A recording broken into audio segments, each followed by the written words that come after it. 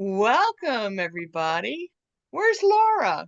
Well, Laura is currently walking around a random park in California trying to get a signal again. So we may or may not get Laura back today. However, we have Lisa, and that's what really counts because Lisa's going to be doing the presentation, and this is going to be a lot of fun because I love her holiday safety tips she always gives.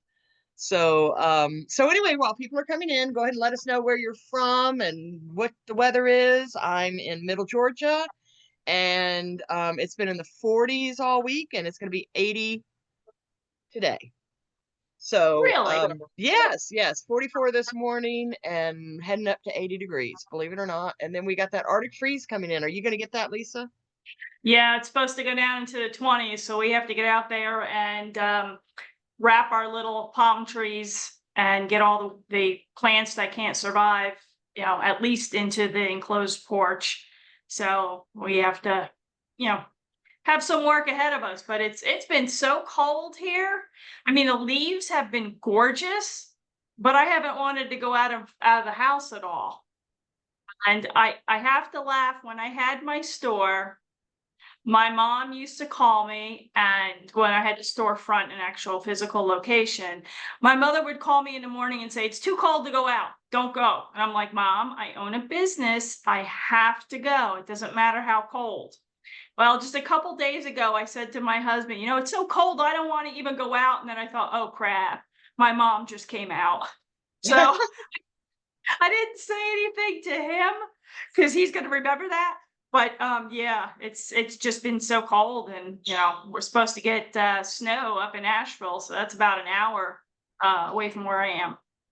Wow. Okay. Well, I don't know what the Arctic air is going to bring, but I think most of my outside stuff is good. I bought the house in February in the middle of a freeze and snow, and none of the plants were protected because it was all in limbo.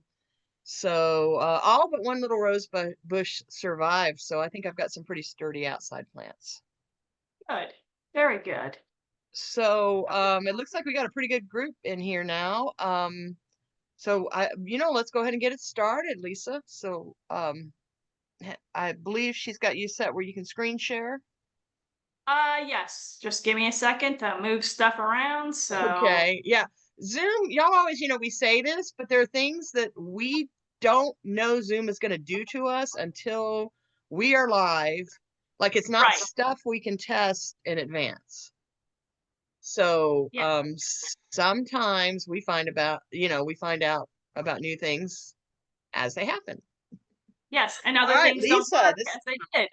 this looks So amazing. Take it away. well, thank you very much. And I want to welcome everybody and thank you for being here.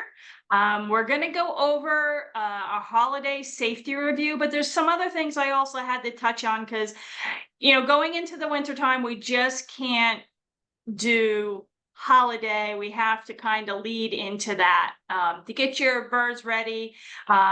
General things you could do to set up to make yourself safe and them safe and keep them warm, especially like I said, with everything we're going down in the south here, and we're just not used to it. So these are the grays looking out the window. Actually, this was yesterday and the day before, so the colors have been amazing here, and it's kind of a reminder to everybody to start working on your winterization and getting into the holiday theme. So I know I touched on some of this over the past couple years, and some stuff has been updated. And know a couple things were just too spot on, not to reuse. If people haven't seen the other ones, they'll get the information they need here. So you got to really think before the leaves start to change. You start considering winterizing your home. Now, I am a northerner at heart. I was so used to cold weather. That's me on my way to work. Or it could have been me coming home from work because it looks a little darker there. I couldn't tell you. But anyway, I'm used to the snow. And since I've moved down south, I think that my blood must have thinned. Plus, I'm a little older, so I don't know if that has anything to do with it. It's a learning curve for me. But you need to make sure as you're going into the holiday season, the winter season, the colder season, that you make sure you have a clean environment to keep your birds happy and healthy during the time your house is going to be completely closed. We find down here in the South that a lot of times in the summer, our house is closed up a lot too because of the heat outside. So believe it or not, there's very few times down here because you have your winter, you have your pollen, which is hideous, and you could be yellow just walking through your yard. And then into the summer, so you have those 3 seasons that pretty much you're closed up. So there's some things you have to take into consideration as we go into the winter time. So what you want to look at is you want to clean your cages, the trees. You want to make sure you get it out there and vacuum your air filters. You wash your windowsills, your walls, your floors. You want to make sure that you wash the bird cage covers if you use that, or a blanket. They get full of, especially with the grays, the cockatoos, the cockatiels, they get inundated with a lot of dust. The birds shouldn't really be breathing that in, and neither should you. So you should also carry your cleaning cases, check for any kind of drafts. I put heavier curtains on my windows, maybe plastic on the windows if needed, strip insulation under the doors, or maybe on the cracks of the windows.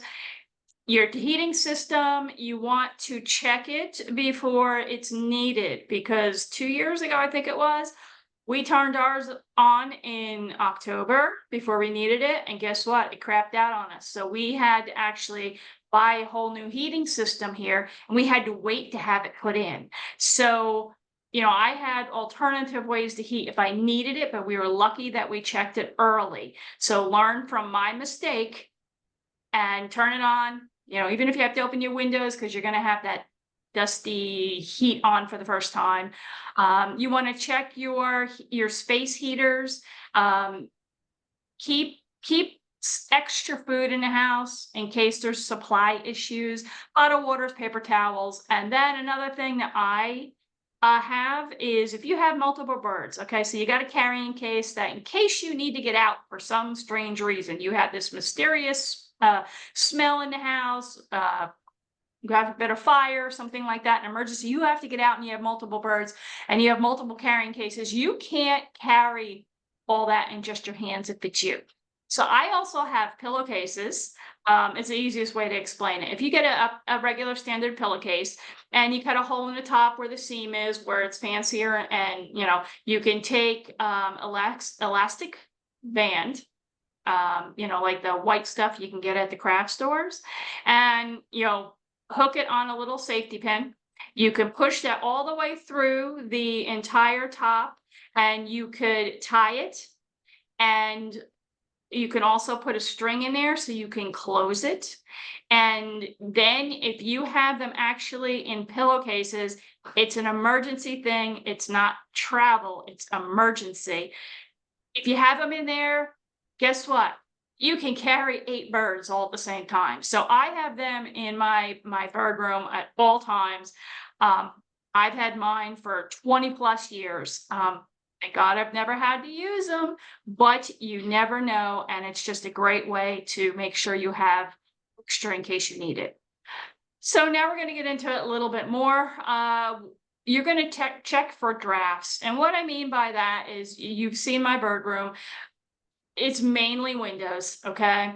You need to make sure that, especially if you have older windows, that cold air is not seeping through and keeping the birds even colder, or you have a draft underneath the window. So, for instance, this is my bird room up north, and you could see Abby is the one that's right in front of the window. Now, she was not always there.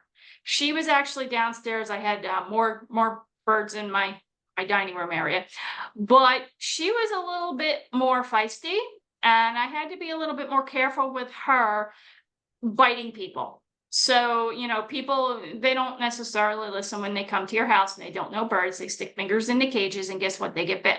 So we decided, because she was a little bit feistier, she was a little bit noisier, let's just move her upstairs with the other grays.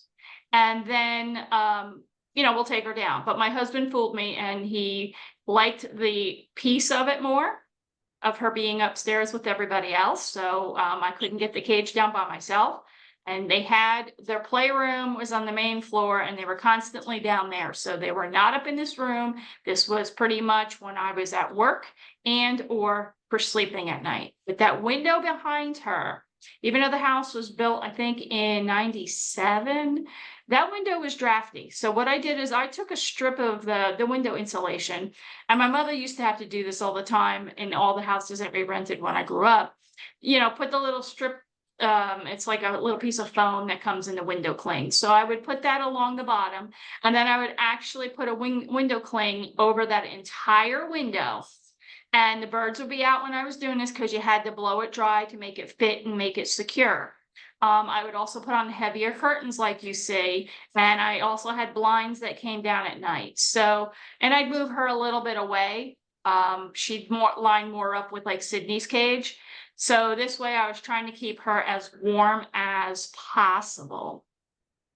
So if you need to seal up windows, you can. I've never had any damage to any of my woodwork or my paint when I was doing it correctly. It's kind of like those clings that you put on your nails, and they come off rather easy. So, and they're relatively inexpensive. So another thing you want to be aware of is where what type of heating you have and where that air is going to be blowing on the birds. So on the left, that is my bird room, and you could see along the windows, that is normally where they would have put the heat ducts. But because that's where the birds were going to be, I didn't want them there. And it was a huge argument between the builder and my husband and myself, me being, the only one, advocating for the heating area to be towards the house. They said it's not going to be efficient. I said I didn't care. I couldn't have the birds there with the air conditioner blowing on them. And for some reason they put them in the floors here, where in New Jersey we had them up in the air. So anyway, you have to be aware of where your registers are and where you're going to have the wind blowing or the heat blowing, because you don't want to be blowing on them, and then it goes off and they get cold because they're by a window, and then heat, and then cold. And if your bird's immune compromised, that's how your bird's going to get sick. So be aware of where the heat is actually pointing, what direction.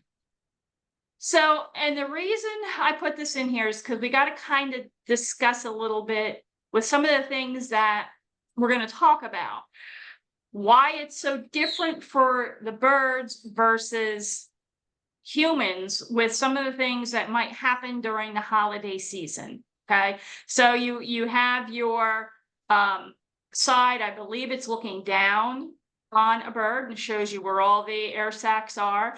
And then on the right here, this is where the anterior air sac is be.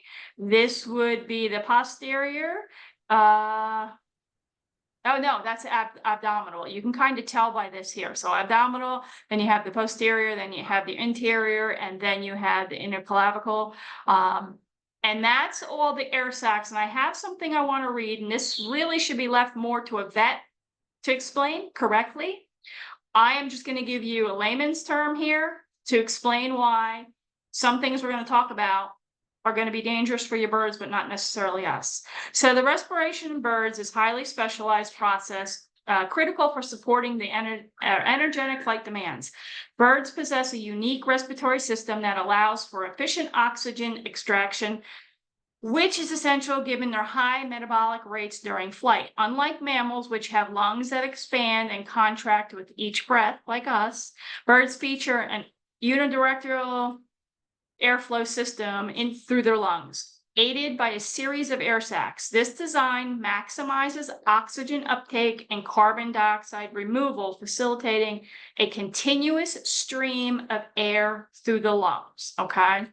It's quite fascinating how they actually breathe compared to us, because I've sat in a lot of lectures. And so that kind of explains why things can harm them or kill them, and we aren't affected or don't know what's going on. So going forward, here we go. What type of heat are you using? Again, this filters in to how the birds breathe. All right. Are you using hot forced air like I am with the little registers on the floor or the wall? Okay. So your environment is going to be very dry. Do you have radiator heat? Now, I love these old radiators. I grew up with them in several houses that we lived in, and they were just fantastic. And there's water that circulates in through there, so the environment is not as dry. Yes, the older ones were hot to the touch. Some of the newer ones may be as well, but they have covers that, they put on them now. That's not going to affect the bird as much as hot forced air. Then you have your wood burning or pellet stove. Now, I chose this picture because that reminds me of my first house log cabin that I had. And the main heating system in that cabin where we lived full time was a wood burning stove. So what you have to do with this is you have to make sure it's professionally maintained. It's worth it to have them come out, check the flute, check the exhaust to make sure everything can get out. The chimney part, ours was up inside the chimney, but you have to make sure that there's no smoke that's going to be blowing back in or anything that's burning, and you have to make sure that it's safe. I would always take a little teapot, fill it with water and put it up there, and I would change it twice a day to add a little bit of humidity back into the environment. Then are you using a fireplace? Okay, that reminds me of my dad's place, the way it's set up. So again, we grew up and our main source of heat was going to be a fireplace. Later on, we got a wood burning stove. But again, you have to maintain that. You can't expect year to year for the soot not to build up, okay? So you need to make sure you take care of that. That the smoke that can come in is going to wipe your birds out pretty quick. So safely maintained. I've done it personally. I lived like that from probably 1982 to about 89, 98 with that type of heating system. But it has to be maintained. It has to be done safe. If you're plugging in supplementary heat, okay, there's a lot of different types of heating elements out there. You got your ceramic, you got all those kind of stuff. And this is what we use, okay?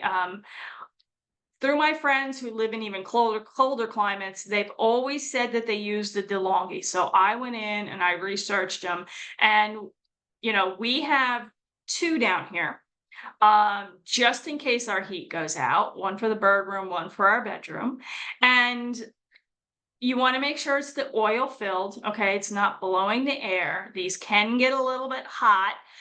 You want to make sure that they didn't upgrade the unit with any kind of Teflon or anything. Most of them do not. I know the older ones do not. So you just have to check and do your research. But they are really good to have as a backup. And then consider a humidifier for the room. Clean it daily, because you don't want it putting mold into your environment, mold spores. So that's what I've always been nervous about. That's why, when I use the little teapot with the water, I change it all the time. And I don't necessarily have one here because I've dealt with aspergillosis twice. So I'm a little bit on the cautious side when it has to do with any kind of mold spores that might add to the environment more than it's already there. So these are R2. You can see them from the side. Know that these are older models, but again, they are fantastic to have. As you can see, it does snow in South Carolina because there's snow outside the window. So we were getting ready for some storm coming through. And, I probably washed them off and put them there. Another great way to make sure that it's the heat is maintained near your birds. Anybody who's been part of my holiday webinars have seen this company, and they've been fantastic with us, donating each year to people who have won. These are actually heat panels, and I use them again in my room that's almost all windows. I use them, and I could tell you the other day it was really cold, and I looked in there and everyone was sitting underneath their heaters. So, this is, it's a heat panel, so it doesn't heat the environment, it just heats the body when they're near it.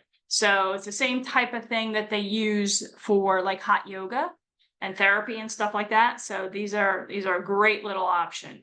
Remember, anything that heats up needs time to gas off, meaning you have a new product, and I'm sure you've noticed it with stoves, you've noticed if you have the little heaters, there's a funny smell that comes off. So with my heaters, what I did is I put them actually out on my enclosed porch. It's got screen on it, so it's only enclosed on 3 sides.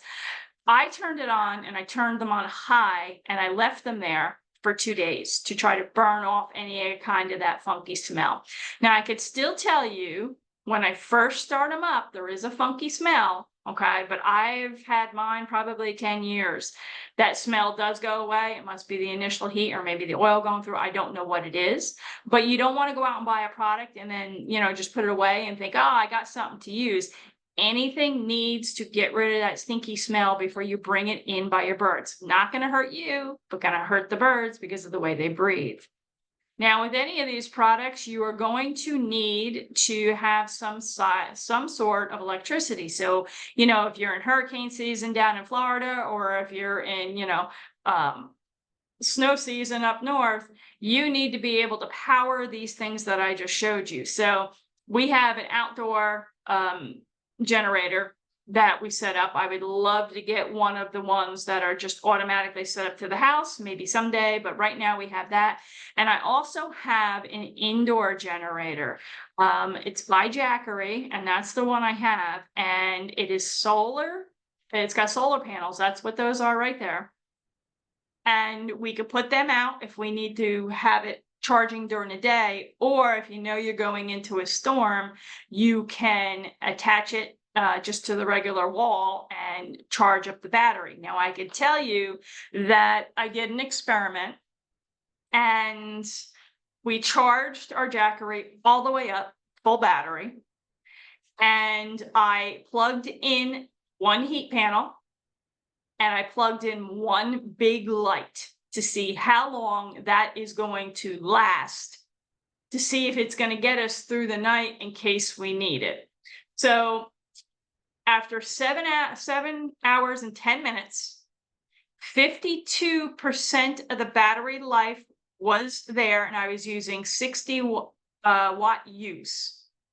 So easily, that generator can keep your heat panel warm for, I would say safely, 12 hours. That's with one, 12 hours, I'm being conservative.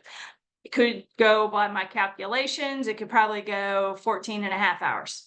But, in that time frame, you have enough time during the day to plug it out, plug it, to the solar panels, and fill it up for the next night if you know you're going to be out of electricity for a couple days. So that's something, it doesn't make any noise when it's running, completely silent.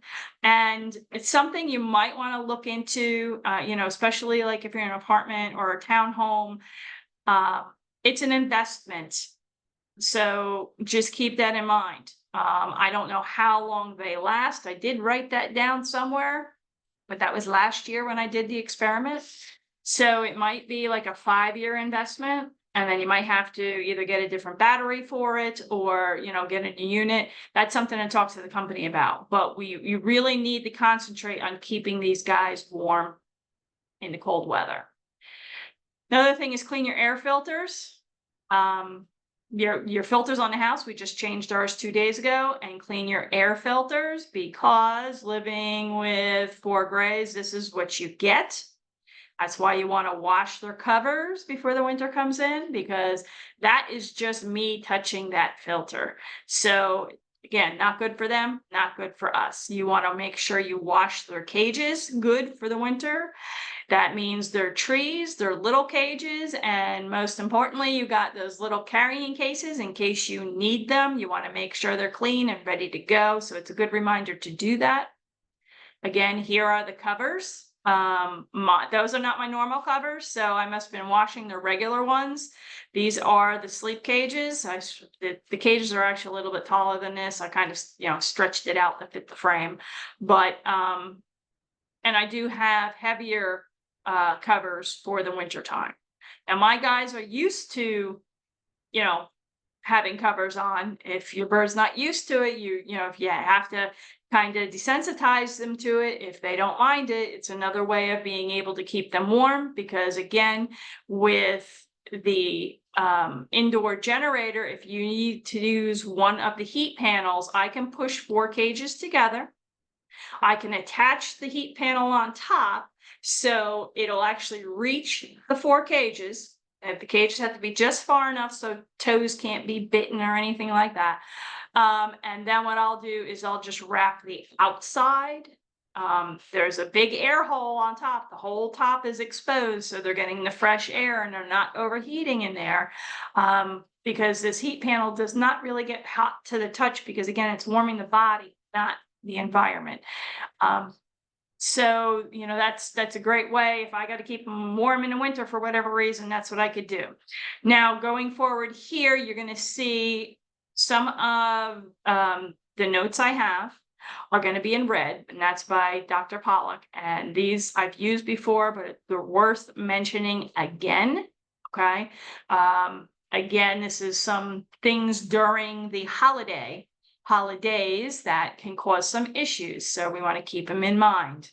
So we're going into Thanksgiving. I do not cook anything with bones. So my husband is the one, if he wants turkey, he's got to cook it, because I'm not about to. So when you're getting your turkey out and all the fixings and all the other kind of stuff, you got to keep in mind that the preparation areas for poultry will be contaminated with bacteria.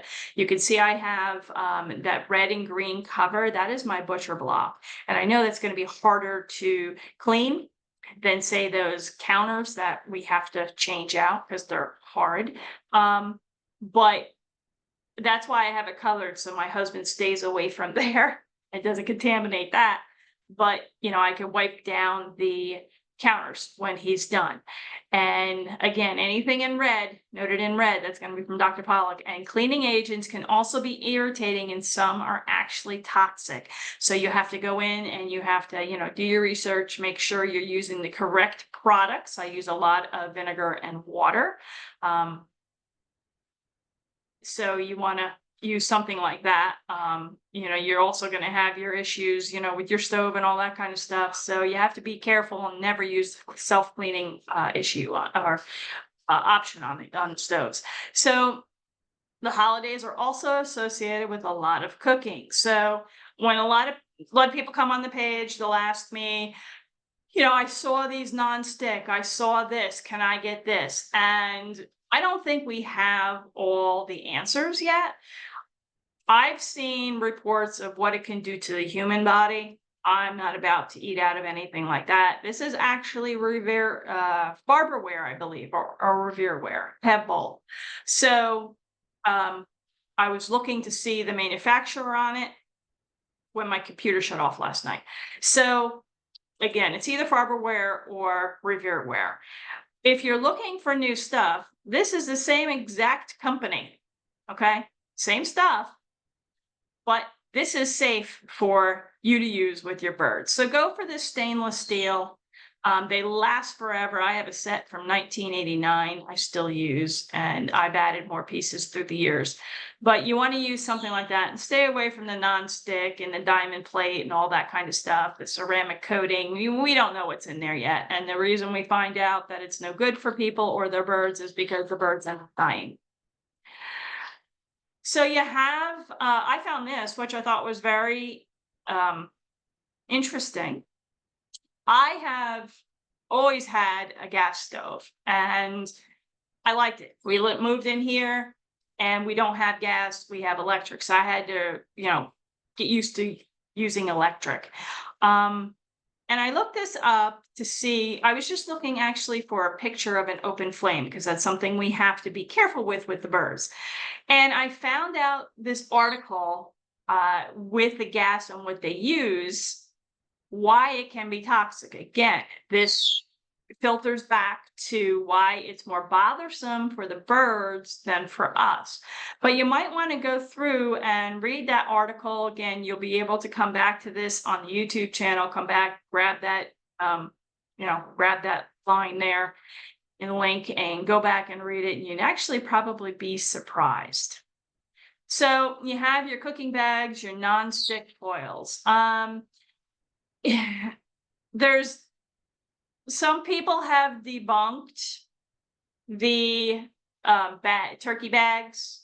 It has to be on a certain heat. It has to be over this or in too long before they actually melt and cause issues. And my thought of it is still, why take the chance? So I put this in here. And again, you could do your research, but I err on the side of caution. That's served me pretty decent through my 50 years of bird keeping. As we get older, we learn and we change ideas. I've never used anything like this. And then when you're looking for your foils, because I use a lot of foil, you want to make sure it's an everyday foil. Look at the container before you buy it. They will say non-stick right on it. You want to stay away from them. Then after you're done cooking, or could be even during, your birds should be away in their cages safely, okay? The scalding, burning, and drowning. Not only the water, but the lingering hot stoves. So I know my stove stays warm for probably 5 minutes after I turn it off. It has a warning light on it, still says it's hot. You're putting hot things into the sink. You have a bird out that is allowed in the kitchen, allowed to do whatever it wants. It doesn't know the difference between it being hot, being on, and not. So you have to be very careful and make sure your bird is away and safe. I've known several birds that have fallen into scalding hot water because they were not properly where they should have been. It wasn't the bird's fault.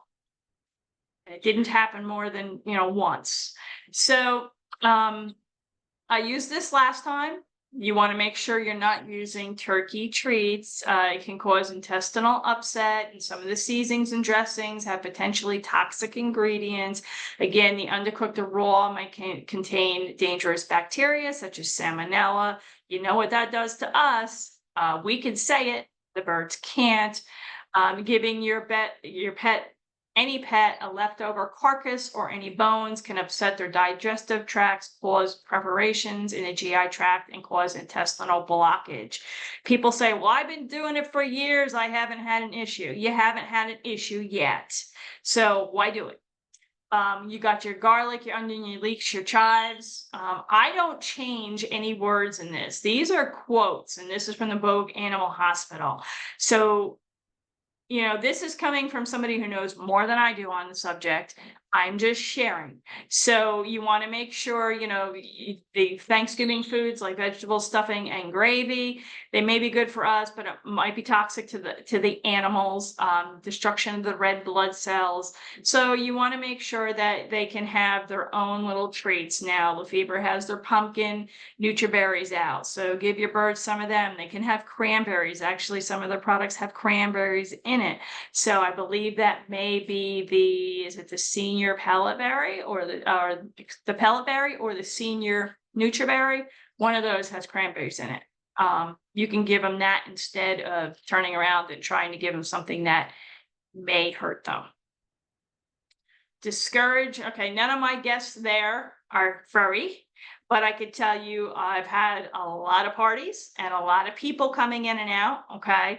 So you want to make sure that, again, your bird is locked securely and safety in the cage. Now, a lot of people don't like keeping the birds in the cage. They say it's terrible, it's horrible. That's a safety issue for them. It keeps them safe and secure. This was probably one of the parties that we got Abigail up for, because right on the right-hand side there, past the sliding glass door, that's where my other bird cages were kept. So probably because I was having a bunch of people over and everybody usually gathers in the kitchen area there, we had more room. So you want to be careful. You want to make sure that you're educating your guests, not for them to hand over any food or anything else to the birds.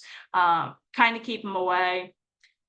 Make sure, known to guests, not to feed the birds and keep the birds a safe distance. Luckily, up north, most of my friends were also bird owners, so they knew the rules. Coming down here, meeting new people, quite a few people have been bit because they decided to stick their fingers in cages when I told them not to. So what I do is I got this little thing. It was probably on Etsy. I had it made, and I put that on the doors and I close the doors. Okay, so the birds are in the cages, the doors are closed. You can't really make it more known to people to stay out. I mean, it's going to hit them right in the face as soon as they go to turn the doorknob.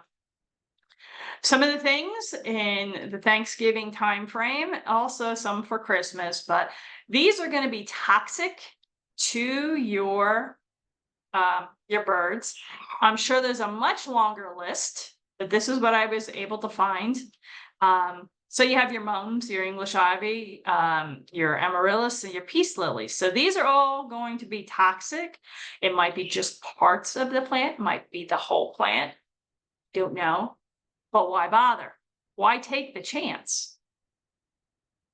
Now we're getting into Christmas. Okay, so this is sterling. Y'all know from watching my webinars for the holidays, I pretty much decorate in every room. So through the years, I started out with this big, gorgeous, pretty much, I called it the crystal tree. And there was a lot of pieces of crystal, all glass. Probably not the best thing to have with flying, beating wings in the house, but I wasn't thinking that when I was out buying pretty things. So a lot of my stuff is transitioned over to acrylic. Okay, things that can't break in case somebody lands into it.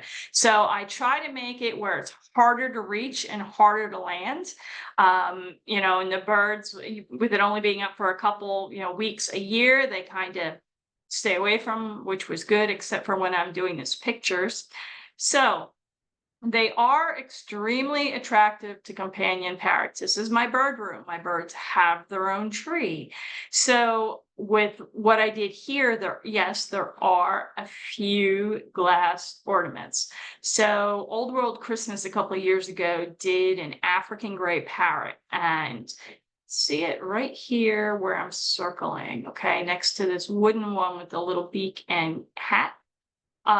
So those I kind of push more back into the tree. And then the other ones that I have on there that might be ceramic, a lot of times I'll put them on and then I will bend the tree limb up over it. So, they're not going to come off easily and break. The other ones are wooden or, acrylic or plastic. So, and I try to keep the birds away. So what I do is I'll put the deers around it, okay, to kind of distract the bird to stay away from there, because they're not as apt to go over and try to look at it or touch it if there's something else in the way. Then you have your tinsel. You do have to be careful with this. Modern Christmas tree tinsel is commonly made from polyvinyl chloride, PVC, plastic, which is shredded into thin, shiny strips, okay? So your bird can chew it, your bird can ingest it, then you're looking at a vet bill, okay? You don't know what the toxicity is going to be, that your vet's going to have to do all that stuff. And historically, tinsel, the original tinsel created to reflect candlelight, okay? So this is obviously an old picture. They made it in silver originally. Then they made it in lead because it became popular for the weight and the shine, but was discontinued due to it being a poison lead-based product. Probably found out somewhere around the 80s or 70s that, this was no good. And then aluminum was used as a substitute for lead, but posed a fire hazard. So a lot of people that I've known that have used this will say that they've been saving it, or they're very careful with it because it was like their mother's and they remember it growing up. I didn't know the history of it before I went and researched it. This is nothing I've ever had in my house. I never will, because it always stuck to me and stuck everywhere. So I wasn't interested in having that. But be careful and be aware if you're using it. And another thing I see a lot is the flocking on the trees. So while that is very pretty, and while I would probably love to have it, I also noticed when I was at the store, when they're setting up these trees or people are taking ornaments off it, all this white stuff's on the floor. So if you have a bird that, lands in it, guess what? They're in the middle of that white stuff. If you're moving stuff around or somebody runs past the tree and hits it, guess what? That white stuff is on the floor. So normally the Christmas tree flocking is made from a non-toxic material like cellulose, cotton, or rayon fiber, sometimes mixed with a bonding agent or adhesive. Okay, so while the non-toxic materials like the cotton or rayon fibers, okay, what about that bonding agent or adhesive? Okay, I don't want my birds chewing on any of that. I don't know what it's going to do. Why take the chance? Let me see. Oh, and also, this is another thing. Sprayed with flame retardant. That's nothing you want your bird getting into. So again, if you're going to do something like this and you do multiple trees, maybe if you want, do this one in your bedroom where the bird doesn't go. Don't have it in the same environment, and don't expect the bird not to go up and look. And also, if you look at this picture, again, it's a very pretty tree. You have these rustic looking bells on there, okay? That's all you need is your bird touching something that has rust on it. Real Christmas trees are often sprayed with chemicals, and the water used to sustain live trees can contain fertilizers. So I do know somebody who lost an African gray and a sun conure within a couple days of each other. And we didn't quite know what was going on. The sun conure passed first, and then a couple days later, the African gray passed. And it ended up being because on the trunk of the tree, there was mold. So, and the birds were right next to the tree. So they ended up having lung issues, and they both got aspirin from it. They both passed very quickly. So that's something you have to keep in mind and check for if you're going to do a live tree. And again, a lot of these are sprayed with fire retardant. So do your research. Just don't go into it blindly. You have your toxic wrapping papers, foils, and glitter bows. This is actually one of my trees that I used to put up every year. I just recently sold it. This is mainly a glass tree. And the reason I bring that up is because you could see from the picture on the left, I have my dining room table there. Okay, I also have a chandelier hanging there before the birds physically have to get to the tree. So if they do come flying in this room, which Sam has done once, knocked over a glass, a wine glass, and broke it and was standing in the middle of it. Again, if they can get into trouble, they will. That's why I have heavier glasses on the table now, because I don't have to pick up all those thin pieces of glass if somebody has gone in there. Now, Sam has done it once in 8 years. Nobody else has ever done it.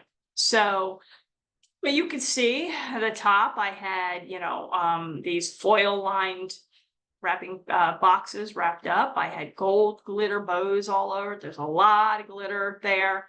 And that is all stuff you don't want your birds chewing on. Now, while some of the wrapping papers and stuff may be being made in the USA, and we know what it is, and it might be safe in case a child chews on it, a lot of people are going to Temu and sites like that, and or Dollar General to keep the prices down, which is understandable. But Do we know where that's coming from? Do we know what the ink in the paper is from? No, we don't. So why are you going to let your birds chew on that? If you're going to wrap something up for them for Christmas or the birthdays, whatever you're going to do, I always use either a paper bag, okay? And then you could use like a leather piece, or even that's not treated with anything. Or you could use, they have like the recycling rope stuff. Can't think of the name offhand, but we always have that in the house as well. You can wrap it up with that, and some toys are made with it. Or you have many different options you could use versus, you know, a wrapping paper that may have something toxic in it. Then you have your glass, as I mentioned. Sammy landed on my table one year when I had all my wine glasses out and knocked one over, and I didn't know what to do first. I didn't know to grab her. I didn't know to move the stuff out of her way. I didn't know what to do. Thankfully, she stood there just as scared as I was, and I was able to pick her up like a football. But that was a learning experience for me. So again, let my mistake teach you a lesson so it doesn't happen to you. And then you have your ingestible chunky pieces of shiny material. So I actually have that up on my mantle, and I had things in front of it or around it. And so I didn't really give the birds an area to land, not saying they couldn't have flown by and hit it with their wing, but they would have just knocked it over versus, you know, ingesting it. And what I had is a very heavy crystal base, and I had rocks from the what do you call it, hobby store, that you'd put in fish tanks or whatever. So I had the clear glass things in there to weigh it down even more. Many holiday decorations can be toxic. That's my magnificent big old tree back there in the corner. It would easily take 5 people around the bottom to hold hands to get around it. So all the ones you see hanging up in my archway there, those are all plastic. I used to have them going up my staircase in my last house. Those are all plastic. The birds aren't going to do any damage to them. There's no way they can really get to them because they don't go on the floor. They don't land on anything around them. That's why I chose to do that there. It's really keeping them out of beak's reach. Then you have your open flame. Sammy's second owner was Jewish, and they did not do the Christmas trees. I would send her little ornaments, the same ones I had made for me. I'd send them to her and she would display them, but she had menorah up. And my concern with anybody that does that, again, make sure that it's nowhere near the bird, okay? Because anything that's burned can get into the air heating system and be redistributed throughout the house. So you have to keep that in mind. Now, while I put this tiny little one up next to Sam's cage, just because I want to keep the tradition, I guess, for her and for her past mom that I was very close with, I do that every year. Sam cannot reach those, and they're never lit. I've had the same candles for 8 years. I just pack them up and put them away. So be, cautious with any kind of open flame. Birds can catch on fire. I've seen that too. I've seen them burnt, and they can cause fire. Electrical wires represent an enticing danger for pet birds. So you could see up there on the left, a lot of people do this when they're doing their Christmas trees. They get the one extension cord out, and there's 50 things, hooked into it, and then they wonder why there's an issue. There's better ways to do it. There's, other options to handle that kind of stuff. And what you have to keep in mind, again, if your bird is able to get on the floor to get a hold of that, guess what they're going to do? They're going to chew it apart. Now, I could tell you when I lived in New Jersey, we had some squirrels up there that obviously liked plastic. They ate plastic on the pool. We had a above ground pool. They ate like the edges off of it. They ate the windshield wipers off my car. And they ate the water when you put on the wipers to clean a windshield. They ate those off the car. They ate all the trim. And then one day, we were home, and all of a sudden I heard my husband run through the house, and he ran downstairs because where we had the computer hooked in to one of those surge protectors started smoking and burnt the floor. Okay, so we couldn't quite figure out what was going on. We went outside, and because we had no power to the house, went outside, and there was a fried squirrel laying in our driveway. He was chewing on the wires that were coming into the house.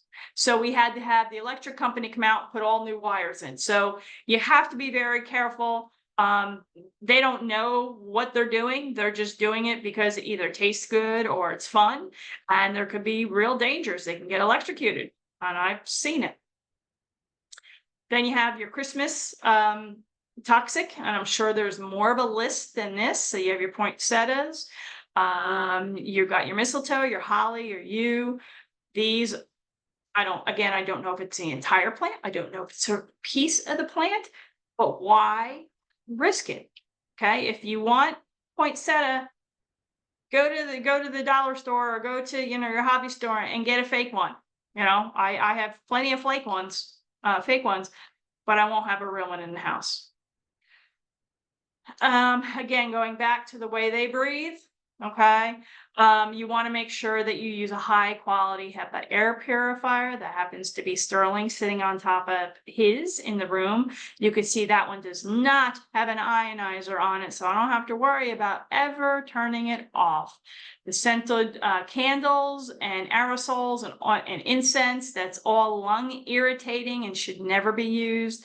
And you should never, ever, ever, ever use any kind of those plug-in air fresheners because they contain toxic chemicals that are extremely toxic to their sensitive respiratory system, which can prove deadly. Again, I see people coming on all the time saying, oh, can I burn this candle? Can I do this incense? What about this plug-in? No. And people will say, well, I've been doing it for years. Again, you've been doing it for years. You haven't had a problem yet. You will. And it's not fair to the birds. You shouldn't be using them. Just stay away from them. If you want to do something that smells wonderful in the house, this is something I do in the winter all the time to try to get the staleness out of the air. It's apples, water, vanilla, a little bit of vanilla, and cinnamon sticks. And this smells like it is a baked apple pie.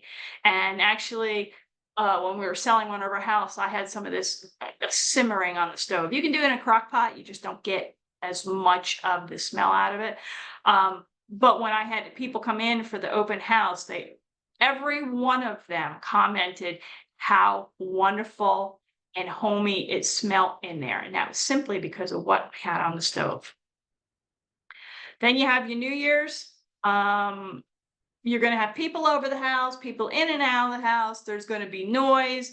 There might be fireworks. I know it's a horrible picture of fireworks, but that's my own photo when I was down at my sister's in Florida. You have to worry about the noise, the light, the sudden noises. Keep that in mind. You might want to, what I usually do with mine, it's a little quieter here than it was in other places that I've lived. But what I usually do is keep the birds up a little bit later so they're not startled if they're sleeping. And I'll keep them up a little bit later. I'll have some soft music going. This way, it's not just a sudden loud boom that's right outside your window. And that tends to calm them down. And then, I hurry to get them to bed after midnight once everything is calmed down. So with that said, know that the holiday stress is not just a problem for humans. It's a lot of stress for the birds as well. Keep that in mind as you're going through for the holiday season.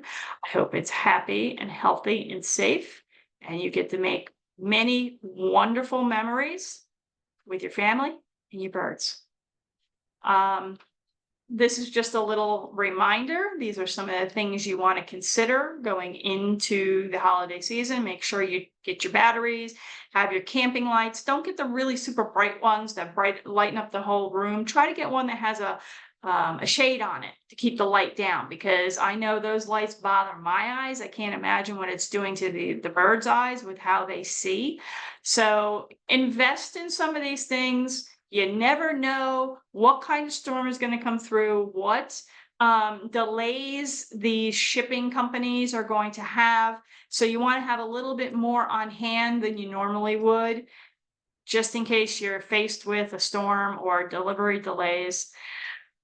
And quickly, a lot of you saw me last week dressed up as an African gray, and I told you I'd get a picture with my birds if they would allow me. So this is Miss Sammy and me with my entire outfit for Halloween. It was a hit. I wore a parrot suit last year, and somebody said it was really great, but it was not an African gray. I took that as a challenge. I had this made on Etsy, and so there's the picture I promised. And I want to thank everybody for being here. If you have questions or concerns, don't forget to reach out and make sure you research whatever you're doing to keep your birds safe this holiday season. All right. Thank you, Lisa. And it's really good to be here. Thank you guys for your Welcome back. pop on a little. Yeah. Found a Wi-Fi. And that's kind of a reminder that if you have smart appliances, just be aware that if your internet goes out, you might lose some access to automatic lights and things like that. I was also going to point, so a lot of people, myself included, have those motion activated like animatronic like Santa Claus and Christmas trees sometimes. So that's something that could probably be aware about how your birds are reacting to that. Like maybe they don't want to hear that every time someone walks by, right? Or Yeah, I have I have a ornament from my mother. I remember it when I was a child, and it's a plug-in bird chirping one. Okay, so you plug it in and it just makes this really annoying noise. I hated it as a kid, and constant every couple seconds it makes the same exact noise until you unplug it. Okay, well, it started to crap out on me, so I found the same exact one now with batteries that I could put on the tree. And let me tell you, my husband can't stand it. Now I look back at it and say, I remember as a kid, hated it as a kid, but now I kind of like it because it's a memory. My husband's like, Yeah. Will you shut that thing off? And of course I walk past it with the birds and they're like, so kind of do it when they're already in their room at night. And yeah, so the animation ones, if you're going to have them on the opposite side of where they are. So maybe they don't see it move as much, you know. So. Plus, they might they might find some tunes that they like. So you might be hearing Christmas year round. Just never know with some birds, right? Yes. Right. We have a question for you if you have time. So Linda said, not sure if I missed this when you were going over the heating, but what about ventless propane fueled gas logs? So they have those as their heating source when electricity goes out. So are you familiar with those? Do you have? Yes, I had one in my house in New Jersey. I could tell you that when my husband was, downstairs in the living room, he would turn those on every morning. And when I got out of bed, and as soon as I opened my bedroom door, I could smell it and I knew he had something on. So I don't know whether, we've used it successfully and never had a problem. I could tell you I never really kept them on for more than 45 minutes.